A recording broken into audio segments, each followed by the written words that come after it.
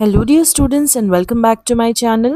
आज की हमारी वीडियो का टॉपिक है on seeing people off by sir Henry M Beerbohm. ये डिग्री फर्स्ट सेमेस्टर इंग्लिश का प्रोज लेसन है।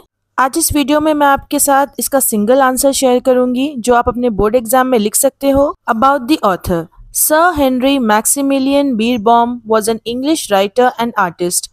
He was famous for his witty essays and funny drawings. तो इस लेसन के ऑथर का नाम है सर हेनरी मैक्सिमिलियन बीरबॉम एंड वो एक इंग्लिश राइटर थे एंड आर्टिस्ट भी। वो मशहूर थे अपने विटी एसेज के लिए। विटी एसेज यानी कि ऐसे एसेज लिखते थे जो कि बहुत ही ज़्यादा क्लेवर हो, स्मार्ट हो और साथ साथ फ़नी भी हो, और वो बहुत ही फ़नी ड्राइंग्स भी करते थे। Explanation. In the essay on seeing people off, the writer talks about saying goodbye at a train station. The narrator goes to the station to say goodbye to a friend who is traveling to America. Before this, they had a farewell dinner, which was both happy and sad. At the station, everyone feels nervous and shy. The platform is very busy with many people moving around. Writer Sir Henry Beerbohm इस ऐसे on seeing please में बात करते हैं कि किस तरह एक ट्रेन स्टेशन पर लोगों को गुड बाय बोला जाता है। अब जो नरेटर है स्टोरी के, वो एक ट्रेन स्टेशन पर जाते हैं एक दोस्त को गुड बाय बोलने के लिए जो कि जा रहा है अमेरिका। और ट्रेन स्टेशन पर आने से पहले वो लोग एक फेयरवेल डिनर अटेंड कर रहे थे।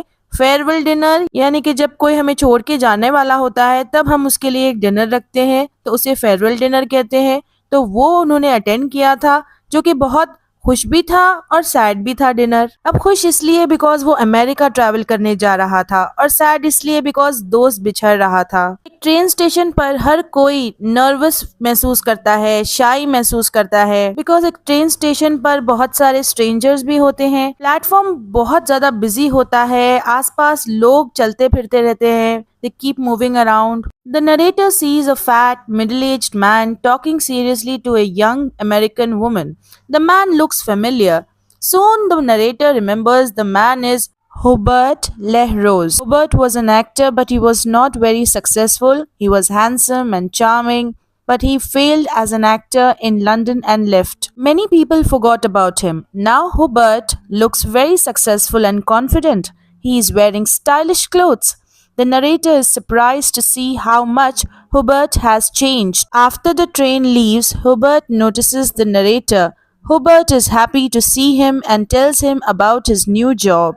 नरेटर को एक मोटा सा आदमी जो कि मिडिल एज्ड है वो दिखता है। मिडिल एज्ड एक ऐसा आदमी होता है जो कि 40 to 65 ईयर्स के बीच में हो, एंड वो आदमी एक यंग औरत से बात करता है, एक यंग अमेरिकन वुमन से। तो जब नरेटर उस आदमी को देखते हैं तो उसकी शक्ल जानी पहचानी लगती है, फेमिलियर लगती है। बहुत जल्द नरेटर को ये बात याद आती है कि वो आदमी हुबर्ट लेहरोज है। हुबर्ट एक एक्टर था जो कामयाब नहीं हुआ था ज्यादा अपने करियर में। वो हैंडसम था, बहुत ज्यादा चार्मिंग भी था, चार्मिंग यानी अट्रैक्टिव, लेकिन वो एक एक्टर के तौर पर फेल हो चुका था लंदन में, और उसके बाद वो वहां से चला गया था और बहुत सारे लोग तो उसके बारे में भूल भी चुके थे। अब हुबर्ट जो है वो बहुत ही एक कामयाब और कॉन्फिडेंट इंसान लगता है। अब वो स्टाइलिश कपड़े भी पहनता है। नरेटर तो बहुत ज्यादा सरप्राइज हो जाता है कि हुबर्ट कितना ज्यादा बदल चुका है। ट्रेन के जाने के बाद हुबर्ट जो है वो नोटिस करता है नरेटर को। उसका ध्यान नरेटर की तरफ जाता है और हुबर्ट जो है वो खुशी खुशी जाकर मिलता है और उसे अपनी नई जॉब के बारे में बताता है। Hubert works for the Anglo American social bureau AASB. His job is to say goodbye to Americans passing through England. He makes them feel less lonely and more comfortable. Even though Hubert failed as an actor, he found success in this new job. He helps people feel happy at the train station. The narrator admires Hubert and asks him to teach the art of saying goodbye. Hubert agrees.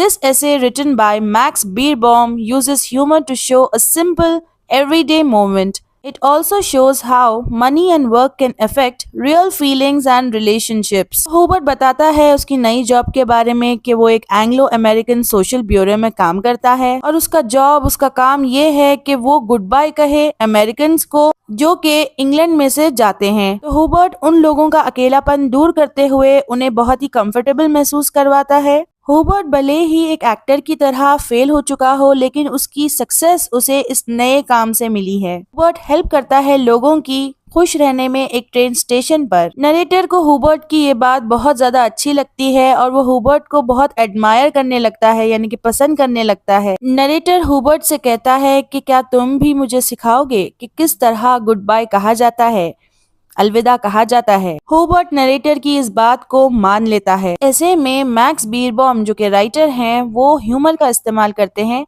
Humour यानी कि funny incidences, funny बातों का इस्तेमाल करते हैं ताकि वो simple रोजमर्रा के मोमेंट्स को दिखा पाएं, यानी कि डेली एवरीडे मोमेंट्स, डेली लम्हे जो लाइफ में गुजरते हैं। ये लेसन हमें ये भी सिखाता है कि किस तरह पैसा और काम दोनों ही इफेक्ट करते हैं फीलिंग्स को और हमारे रिश्तों को भी। Message: it's important to make people feel cared for and less lonely. Saying goodbye with warmth can make a big difference. इस लेसन का मैसेज ये है कि हम लोगों को महसूस करवाएं कि हमें उनकी परवाह है ताकि उन्हें कम अकेलापन महसूस हो। जब गुड बाय कहो तो एक वार्मथ के साथ कहो, एक गर्माहट के साथ, यानी कि एक अच्छे वे में, केयरिंग वे में। और बस इसी से ही एक बहुत बड़ा फर्क हम ला सकते हैं।